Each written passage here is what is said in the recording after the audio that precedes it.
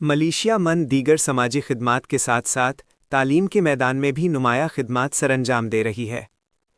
Malaysia की जानिब से गवर्नमेंट गर्ल्स प्राइमरी स्कूल कोरजूमंद की तज़ीनो आराइश शुदा नई इमारत की इफ्तिताही तकरीब मुनक्किद हुई। इफ्तिताही तकरीब के मेहमान खुसूसी डिप्टी कमांडेंट 83 विंग थे।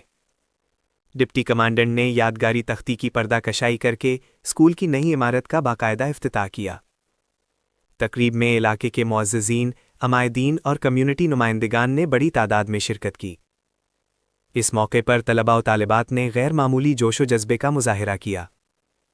बच्चों ने तकरीब में भरपूर अंदाज में हिस्सा लिया और खुशी का इजहार किया। डिप्टी कमांडेंट 83 विंग ने यूथ इंगेजमेंट प्रोग्राम के तहत तलबा में तहाइफ तकसीम किए। इसके साथ साथ बच्चों में तालीमी सामान भी फराहम किया गया। डिप्टी कमांडेंट ने बच्चों के जोशो जज्बे को सराहा। उन्होंने तलबा को तालीम की जानिब मज़ीद राग़िब होने की तलकीन की। इलाके के अमायदीन और मुअज़्ज़िज़ीन ने मलेशिया मंद की तालीमी काविशों की तारीफ़ की। तकरीब के इख्तिताम पर तालीमी तरक्की के अज़्म का आदा किया गया।